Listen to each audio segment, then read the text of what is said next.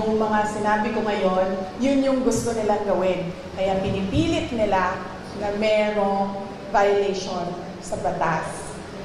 Mag-cancel ng passport, mag-red notice, mag-unlock, mag-issue ng kaliwat kanang search warrant. So, ibig sabihin, babalik pa rin tayo dun that this is clearly oppression and harassment for remarks that pinipilit nila to take it out of its logical context. Abogado ako.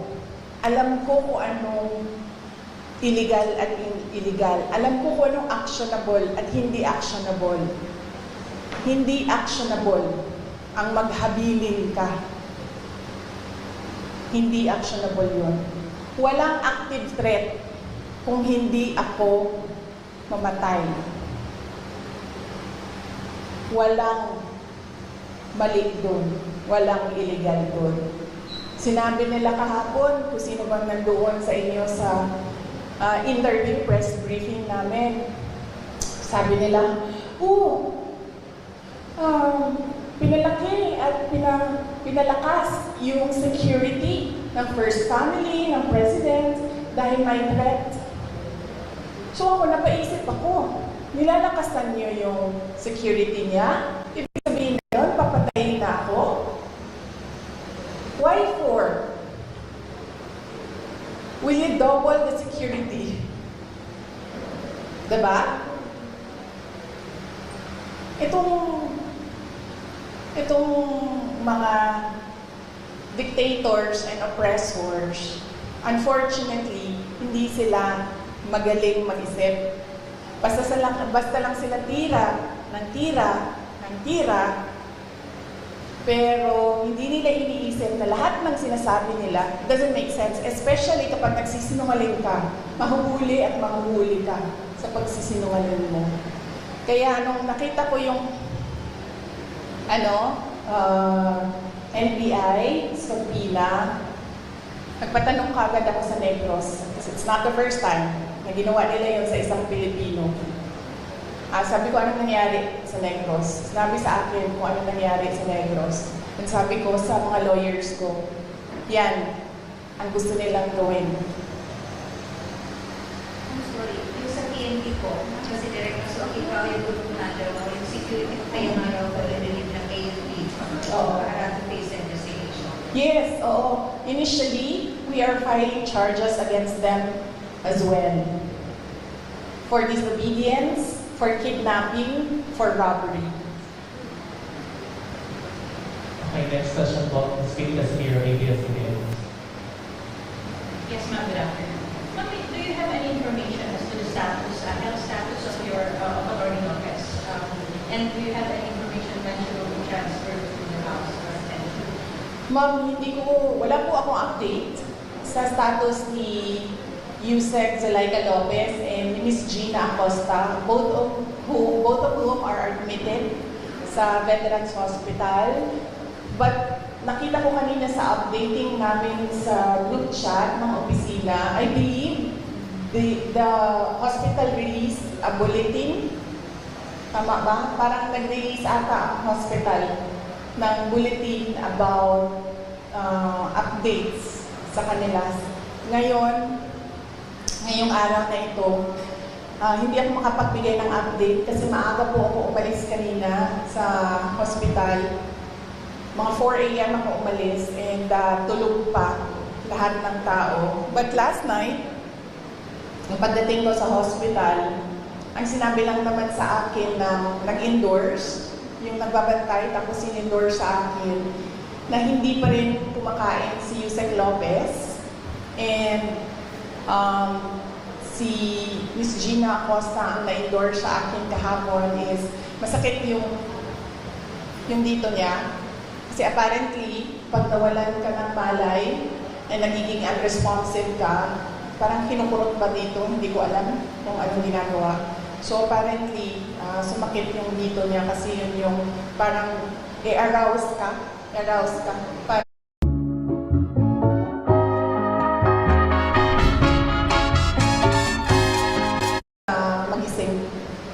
So yun yung updates based on sa pakikipag-usap ko sa kanila.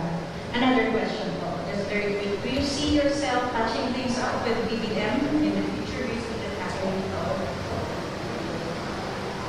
Well, I believe, ma'am, that we reached the point of no return. I really believe that we have reached the point of no return. And it is clear, ma'am, na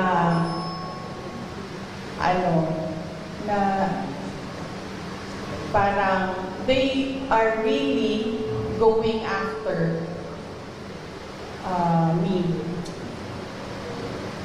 At gusto talaga nila akong tanggalin sa posisyon.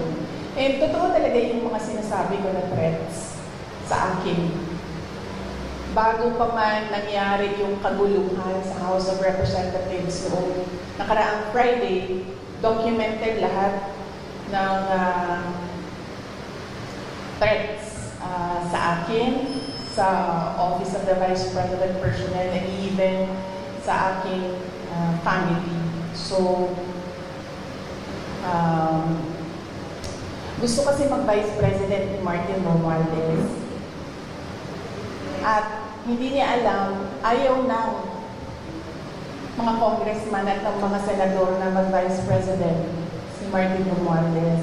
At hindi niya alam na ayaw ng taong bayan mag-President si Martin Romualdez. Unfortunately, hindi maintindihan yon ni Martin Romualdez. Yun yung problema. Okay, that's from Heroes of Montesa, RMN is Ina. Good afternoon, ma'am. Any reaction lang po ma'am sana sa mga pambabatikos or mga pahayag ni House Majority Leader at Zamboanga City District 2 Representative Manix Danilo po ang laban sa inyo tungkol nga rito sa mga nangyayari? Well, hindi ko siya kilala, ma'am. So, huwag na tayo mag-comment sa sino ba yung anong pangalan ng ma'am? Manix Dalipe po, Congressman Manix Dalipe. I don't know him. I'm sorry. It's difficult for me to give a comment about something na hindi ko alam kung ano sinabi niya, sir. At hindi ko po siya kilala. And Sir Marco Polo, Brigada News of Bangka. Good afternoon, ma'am. Sarah. Maliban po doon sa lumalabas na plano ng higher house or House of Representative para impeach ka, ma'am, ano po masasabi yun? Well, they can always try na mag-impeachment. They can always, gumastos at magwaldas ng pera ng gobyerno para i-impeach ang Vice President. Kung yan ba naman ang gusto nila, magwaldas ng pera at pagtakpan ang kakulangan at pagsisinungaling ng administrasyon. Para lang hindi mapansin ng mga tao na maraming mga pangako ang napako ay babanatan nila ako. And then they can try. And then let's see. Diba? If I get impeached, then that is my end. Tapos. Okay, thank you for the answer, ma'am. And for my last part, sa local front ng Zamboanga City at Zamboanga Peninsula, maliban po sa mga tulong na binigay niyo po yung tulad ng ayuda sa medical and other, ano po yung mga future na nakalaan po para sa Zamboanga Peninsula, lalo na po dito sa Zamboanga City? Opo. Yes, sir. Thank you for the question. Nag-aantay kami ng final budget ng Office of the Vice President sa ilalim ng General Appropriations Act. Pero we are really not hopeful anymore kasi nakikita nyo naman kung gaano ka-intense yung gusto nilang pilayan ang Office of the Vice President. So, we're not hopeful. Kung meron mang budget, and then yung kung ano man yung maibigay na budget, pagkasya namin yung mga projects namin doon. Ang mangyayari nito, kunwari man, As an example, noon meron kaming 40,000 beneficiaries a year. Siguro we'll reduce it to 10,000 beneficiaries a year. Ganun yung mangyayari. Ida-downsize yung mga projects. That is if kung merong pera para sa projects. Kung wala naman pong pera para sa mga projects, ang maiwan lang ay pambayad ng sweldo ng mga tao, ng mga employees ng Office of the Representatives, then dapat kayo magreklamo, taong bayan. Kasi nagsisweldo kayo ng mga tao tulad ko. May I just remind you, I have the second highest salary in the government, and yet wala akong gagawin kasi wala kaming projects. Magreklamo kayo. Bakit namin siyang bayaran ng sweldo? Wala naman siyang project. Walang gagawin niyang babaeng yan. Hindi magtatrabaho yan kasi walang project. Diba? Rusnak Volvo Cars is located online and in Old Town Pasadena. So yes, dapat kayong magreklamo niyan. Magbabayad kayo sa amin. Pero hindi kami magkakapagtrabaho dahil walang proyekto, walang budget. Last two questions. One from Mr. John Ortiz. Yes, good afternoon po. Good afternoon po, Vice President. I am Theodore Ortiz from American Museum of Manila. Amidst all this, sa lahat ng mga nangyayari, sinasabi yung harassment, yung ino-oppress kayo, and yet, nandito pa sa Zamboanga City, binisita mo yung Kasilan. Oo. Saan po kayo humuhugot ng lakas as of the moment, Vice? Bakit patuloy po kayong lumalakad? Yes. Before ako pumunta dito, as you know, your former mayor in Zamboanga City, Ma'am Beng Climaco is my friend, no? Exactly the same question ang tinanong niya sa akin kanina. Ako naman kasi, politiko ako. Yun din sinabi ko kay Ma'am Beng eh. Sabi ko, ikaw politiko ka rin eh. Ang dami mo din pinagdaanan. Ibig sabihin, sanay kami sa ganyan ang mga politiko. So, ibig sabihin, hindi ka na nasa stress sa ganyan.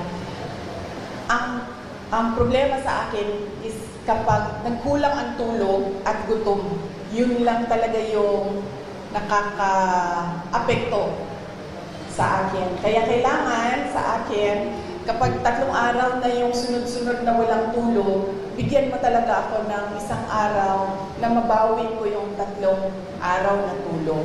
Para nare-refresh yung pag-iisip. So, kung hindi mo ako pakainin, say for 12 hours, dapat mo akong pakainin on the 13th hour, otherwise, mainit na yung ulo. So, simple lang, sir. Kailangan lang ng tamang tulog at tamang kain. Yung all the rest, wala na yan. Kaparte yan ng buhay ng isang politiko. Last one, ma'am. Reaction on the disbarment case filed against you. Yes, meron akong 3 disbarment cases. If you can remember, 2011, sa Sheriff, hindi pa tapos yun hanggang ngayon. May disbarment case ako doon. Tapos meron akong disbarment. Nabasa ko lang ito sa mga, sa mga group chat. So, hindi ko lang alam kung tama. Correct me. Tapos isang disbarment case sa pagtatapon ng bangkay. Tapos isang disbarment case sa revenge from the grave. No? So, yun. 3 yung... but let me clarify kasi yung 2, I've not read or I've not received the complaint. So, hindi ko masabi kung ano talagang nakalagay doon. Binabase ko lang siya sa news reports na lumalabas. Yung isa, binase ko sa announcement ng Supreme Court, and then yung isa, binase ko sa announcement ni Larry Gadon. Thank you, sir. One last follow-up from Jerry Seven. Grabe naman po si Mike. Minsan lang ako dito sa Zamboanga City. Time out daw. Time out. Yes, ma'am. Para sa question of this one, so what's your take on that, ma'am, na halos pinagsabay-sabay ang 3, mas meron parang pending o pa po ng disbarment case against yung 3? Oo. Well, kasama din yun, ma'am. Kasama din yung lahat na Sa Bisaya pa, tira bahala.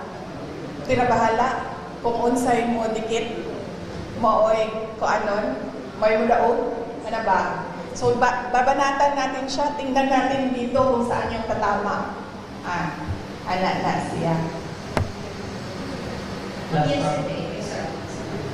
Yesterday you mentioned na isang threat sa inyo is yung pag-absorb ng PSG, ng PSC sa inyong PSPG. But now that they are totally, taking over the place of all yung security sa PSPG and PNP,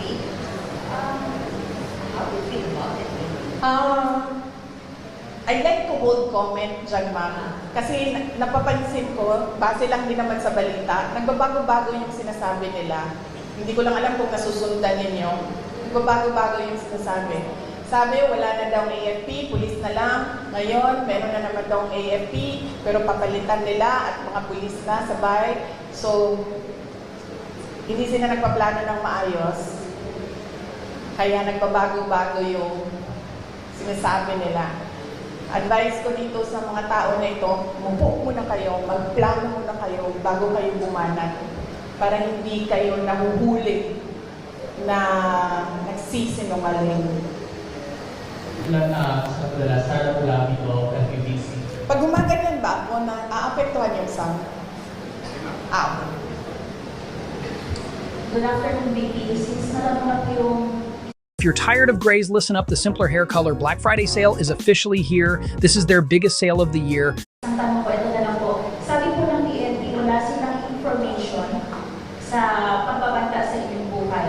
I-report nyo lang po ba ito officially, ngunit nasabi nyo hindi ito pinansin ng mga kinauukulan? Ma'am, nakakahiya sa buong mundo na ang Philippine National Police natin, who by the way has intelligence funds, hindi alam ang mga pangyayari sa ating bansa. Nakakahiya na meron tayong police na hindi nila alam ang threats sa Vice President. Nakakahiya yan, ma'am. Huwag sila magsasalita ng ganyan kasi nagpapakita yan ng incompetence ng Philippine National Police. Dapat dyan, kung ako po ay Presidente, Sekretary ng DILG, Chief ng PNP, ang sagot dyan ay, let us sit down and investigate the alleged threats so that we will know if these are true or not. Yan ang tanong. Ayan ang sagot dapat ng tamang tao. Pagiging tao na tama mag-isip, yan ang sinasagot dapat. Hindi yung sinasabing wala kaming alam ng mga threats. Nakakahiya na ang pulis, ganyan. So, ibig sabihin, ang dami nilang walang alam ng mga pangyayari. So, kaya pala, nagkanya-kanya na ang mga kriminal dahil walang alam ang kapulisan. Nakakahiya para sa Pilipinas na naririnig na ang pulis natin ganyan magsalita. Ms. RG po, ladies of mga times. Last question po. Yes, VP, magandang hapon po. RG from Days of Mga Times. I would just want to ask po, it what is happening? May satellite office po kayo ng mga nagsira din po. So, dito, ang satellite office na hindi nagsiservisyo sa Zamboanga lang, pati sa Basilan sa Tawi-Tawi. How will you, anong assurance niyo po na tuloy-tuloy yung servisyo with what is happening now? Yes, ma'am. Bago po ako sumagot, ma'am, may I just say, I love your color green ngayong hapon na ito. Halatang-halata naman, ma'am. Oo. Wag, ma'am, kasi suspended ka na kaagad bukas, ma'am. Huwag ka po mag-green. Suspended ka na bukas, ma'am. Sandali. Okay. Yes. Nagpapasalamat ako dahil nakapunta ako ng Zamboanga City ngayong araw na ito. At in-person yung meeting namin ng satellite office lead sa Western Mindanao. Kasi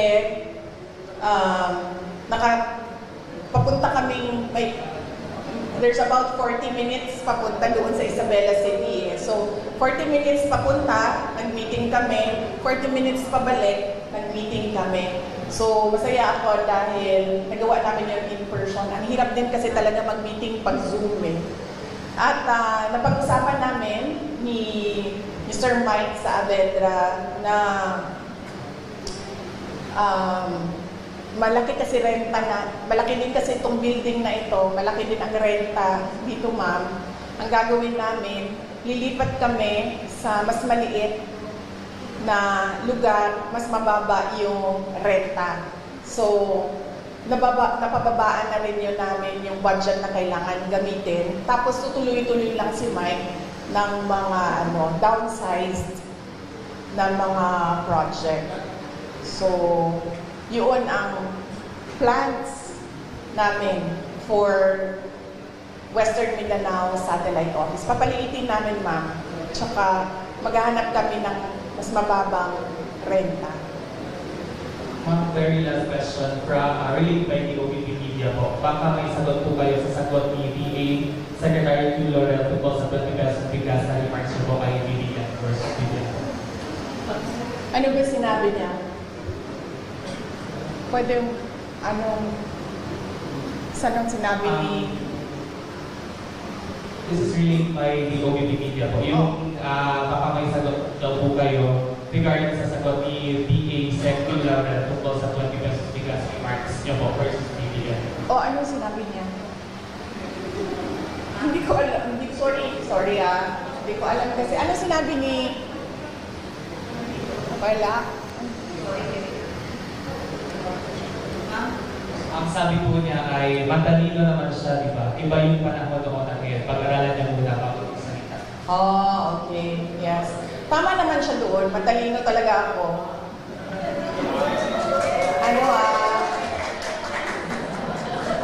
Nahiya naman ako. Hindi naman ako nagyayabang, di ba? Kasi siya naman yung nagsabi na matalino ako. So, thank you, Secretary Laurel, for saying na matalino ako. Finally, meron sa administration na nag-recognize kung gaano katalino si Inday Sara Duterte. But, ang sagot ko doon ay, kung siya yung sumagot, hindi naman siya si President Marcos. Diba? Hindi ko naman sinabihan si Secretary Laurel na, uy, nasaan na yung pangako mo na 20 pesos per kilo na rice? So, bakit siya yung sumasagot? Ang pangalan niya ba ngayon ay Bongbong Marcos? Diba? Tsaka bakit nagtatago yung presidente sa likod ni Secretary Laurel? Si Secretary Laurel ba yung nagsabi? Hindi naman yun, diba? Diba? Naalala niyo ba yun? Nakita niyo ba yung video na yun? Nangangampanya pa, diba? Di ba siya yung nagsabi? May evidence ba tayo na si Bongbong Marcos nagsabi nun? Well, si President Marcos ang nagsabi nun? No, may evidence tayo. So, hindi dapat si Secretary Laurel ang sumasagot. Hindi. And thank you for recognizing my intelligence. Alright. Yes. Uy, hindi okay lang kasi minsan lang naman kami magsama. I mean, Mike, parang ngayon lang tayo nagsama, di ba? Ngayong taon na ito, ngayon lang. Yes, ma'am. Gusto niyo nang bigay ng comment ko sa ako ni Noy kasi na-mention po siya. Ako? Ni Noy? Oo. Sabi niya, nananawagan siya na tigilan na raw ang kanilang pamilya, please. Ang kulit daw niya sa mga Duterte at sa mga Marcos ay parehas daw, dalawang pulo ng parehas na limaw. And so on and so forth. Yes, huwag na tayong mag-comment sa mga apo. Oo. Kasi natural sa mga anak at apo ang affinity sa mga magulang at sa grandparents. So, huwag na natin sagutin yan. Question, Joseph Sasongado po.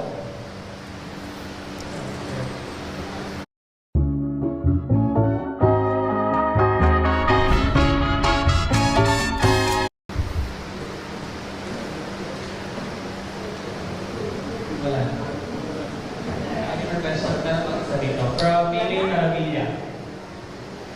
Wala na. Magtanong pa kayo.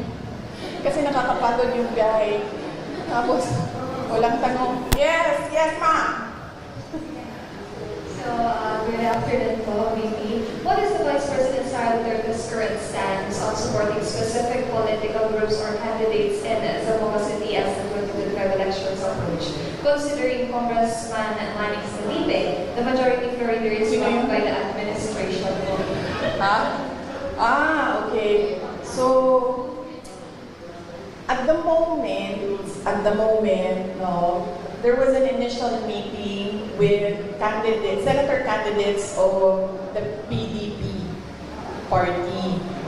And I am not a member of PDP. They've been trying to recruit me, and I've been telling them that I have to think about joining a party because right now I am enjoying that I am free and I don't have to answer to a political party.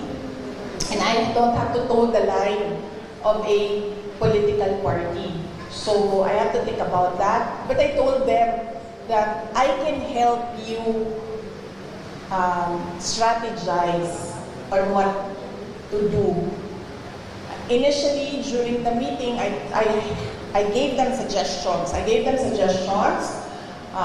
On what they can do, on how they can strengthen their campaign, on how they can strengthen the branding. So that's about it for now. There was no talks of campaigning. Yes, but I told them, if you need someone to talk to about strategizing on how to run the campaign, I'd be glad to help. I'd gladly help.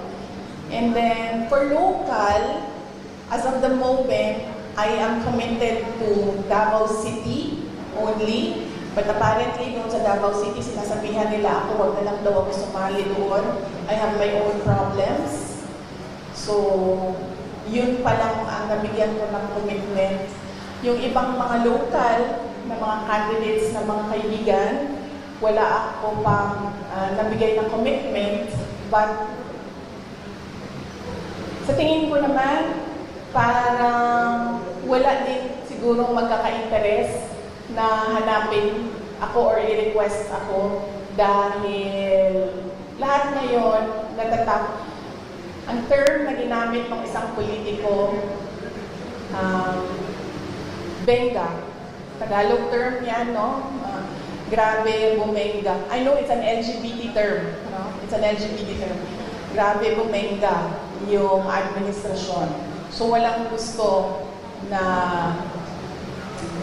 makita or malaman na kaibigan ko sila or kakampis ko sila or supporters nila ako. So that would make it easier for me since makakapagpahinga ako sa kampanya dahil from 2016 to 2019 to 2022 nangampanya ako. And this time around, since hindi naman ako kandidato, makakapagpahinga ako sa kampanya, makakatutok din ako sa trabaho namin sa Office of the Vice President. And then of course, makakatutok ako sa committee hearings, kung meron pang committee hearings na darating sa susunod na taon sa campaign period. Yes, sir. Pwede pa. Sir, saan yung mga kasama ko? Pwede ba? Okay, I'm Max Taman, sa TV News Online. Ang katanungan ko po sa inyo, ma'am, ay itong threat ay nangyari sa inyo. Seryoso ba ito o wala? Ang political... Serious ito, sir. Nakita mo si Marcos Sr. Nakita mo kung paano nila, anong I'm sure nakita mo yun, sir. Kasi kami, edad namin, hindi namin nakita. Nakita mo, sir, naabutan mo? Yes, sir. Oo. So, very serious ito. This is not a, parang laro-laro lang para sa kanila. Seryoso sila. sa gusto nilang gawin. At alam natin ang capacity ng isang Marcos. Okay, madam, tinulungan mo ang tatay mo nung panahon niya tumakbo, and then ikaw naman, anak naman. Tinulungan niya ako. Tinulungan ko siya noong 2016. Tapos tutulungan ba niya ako sa 2028? Hindi ko alam. Dahil noong 2022, wala.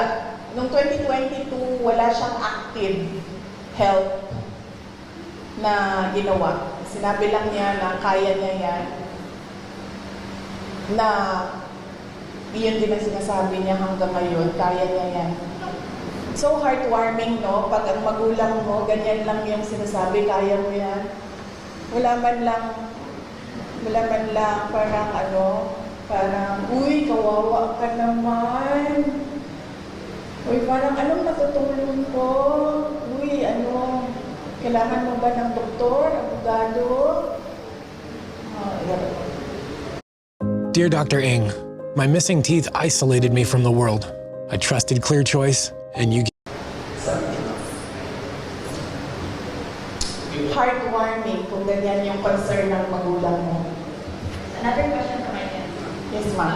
What's your reaction to the MNLF's offer to provide security for you in case your current security will be pulled out? Yes, nagpapasalamat ako, ma'am, sa Moro National Liberation Front, MNLF, sa kanilang offer na tulungan ako sa security. But right now, meron na akong mga kaibigan na gumagawa ng paraan kung paano gawin ang aking security in case na magkakaproblema talaga kami with the armed forces of the Philippines, particularly the unit ng Presidential Security Command. Saying between no matter what, hindi tatanggapin ang PSPG ng PNP that will take over for PSPG. Yes, ma'am. Kasi, ma'am, ang Presidential Security Group o PSG na ngayon ay pangalan niya PSC, Presidential Security Command. Ang batas na gumawa noon, may mandato siya. Ang mandate niya is the protection of the President and his family, protection of the Vice President and his family. At meron pang iba. So, ang PSC kasi is a command under the Armed Forces of the Philippines. Walang mga pulis doon. AFP yan sila lahat. Ang mandate ng PSC, President and Vice President. Bakit? Bakit yun ang mandate nila? Kasi our Constitution provides for the line of succession. The Vice President is the first in line. So, ibig sabihin, the state is required, is mandated by the Constitution and by laws to protect the Vice President. Kasi pag nawala ang Presidente, siya yung susunod. Kaya pinoprotektahan din siya. Kasi siya yung reserve. Kasi pag hindi mo pinoprotektahan ng reserve mo, wala ka ng reserve. Ang gagawin yan, pipili sila doon sa mga members ng Congress. O, babalik na naman tayo kay Martin doon. So, baka nga ganun yung gusto nilang gawin, no? Hindi na sila masusunod sa Constitution. Parang that is something I have to think about again as well. So, yun. Yan. The PSG, now PSC, is a unit of the Armed Forces of the Philippines. Its mandate, President and family, Vice President and family. Why? Because there is a line of succession. You need to protect your reserve. Wala doon sa usapan ang Philippine National Police. Super last po from OVP Media. Based on the DBM COA Joint Circular, OVP and DepEd violated a rule on confidential funds when you allow security officers to handle them instead of special dispersing officers. What's your reaction? Sorry ulitin mo yung tanong. Based on DBM COA Joint Circular, OVP and DepEd violated our rule on confidential funds when you allow security officers to handle them instead of special dispersing officers. What's your reaction po? Sino nagsabi? Based on sa DBM COA Joint Circular. Kaya nga, sino nagsabi mo na base doon may violation? This is question from Sir JC from OVP Media po. Oo, but someone has to have said kung balikan nyo na lang. Balikan natin last one from Mr. Oliver Ortiz. Good afternoon again, ma'am. Balikan ko lang yung local fund. I can see former Vice Mayor, former Mayor Beck dito. And it is a public knowledge na nung last election, isa siya or hindi siya lang puntagin talaga na pinakita yung suporta sa iyo bilang sa pagtakbo ng Vice President. And now she's running under a group na kumbaga ikalaban ng sinasabi nung hindi nyo kilala na kongresista. So since nandun si Mayor Ben sa grupong yun, is it safe to say na kung pag-endorse po kayo ng candidate locally, of course, kasama dyan si Mayor Ben at yung kasama pa yung buong partido niya at yung kalaban nang sinasabi nyo hindi nyo kilala for Mayor. Thank you po. Okay. Yes. Sige. Well, kung meron pa mang value words ko dito sa Zamboanga City at meron pang mga tao na nalilito, ay, nakalimutan ko sir, tama. Sorry. Kaya pala ako hindi na mag-endorse dahil nung last endorsement ko, anong nangyari? Sinasabi sa akin ng mga tao na budol sila. Hindi, Sarah, nabudol kami dahil sa iyo. Saan man ako pumunta, yun ang sinasabi sa akin. Kaya pala ako nag-desisyon na hindi ako mag-endorse. But, let me just say that nakita niyo ang track record ni Mayor Ben Climaco noong siya ay mayor. Nakita niyo ang kanyang mga accomplishments. Ngayon, mayor siya na, ngayon vice mayor ang kanyang tinatakbo. So easily, kung magagawa niya ang pagiging mayor, easily she can do the... At Harbor Freight, we do business differently from the other guys. We design and test work, the duties, and the mandate of a vice mayor. Dahil nakatutok lang yan sa legislation. So, kung kaya niya ang executive, lalong-lalo na nakaya niya ang legislative. Dahil napaka one track ang trabaho ng legislator. Gagawa ka ng batas. So, on that point, the voters should think about that. Her achievements, accomplishments as mayor, and her capacity na mag-vice mayor. Lagi ko sinasabi ngayon, ano ba dapat iniisip ng mga tao ngayong darating na ang eleksyon? Unang-una, pangako. Huwag na kayong maniwala sa pangako, ha? Pag sinabi ng tao, ito ang pangako ko, i-check nyo muna. Yung mga pangako ba niya noon, tinupad niya ba? Check nyo. Ano ba yung mga pangako niya noon? Natupad ba yon? So, dapat ba namin paniwalaan yung pangako niya ngayong eleksyon na ito? Pangalawa, huwag magpadala sa vote buying. Ang vote buying ngayon, legal na, hindi na illegal. AKAP, AIX, MAIP, tupad, at kung ano-ano pang tinatawag na ayuda. Nagiging legal ang vote buying. Bakit nagiging legal ang vote buying? Dahil kontrolado siya ng mga politiko ngayon.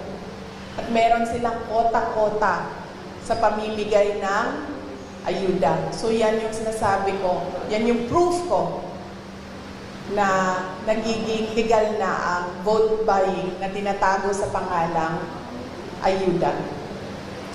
At pangatlo, hindi dahil gikan yan sa pamilya ng mga politiko tulad ko, hindi dahil galing yan sa may tatay yan na mayor, may kapatid yan na governor, may anak yan na congressman, hindi dahil galing yan sa political dynasty ay ibig sabihin magaling ng kalibre niyan. Huwag ninyong iboto ang isang tao dahil lang sa nakaapelido niya ang gusto nyong kandidato. So yan ang paalala ko ngayong darating na election. Check promises.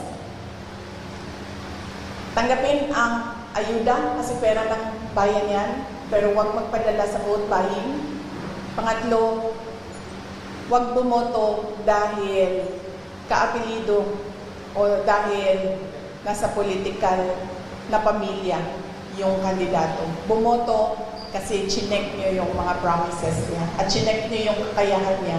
Tulad ng sinabi ko ngayon, nakita natin ang 9 years ni Mayor Ben, ibig sabihin, alam natin na kakayanin niya ang pagiging vice mayor. Going from Sir Bons Magsumbol of Rapper pala po.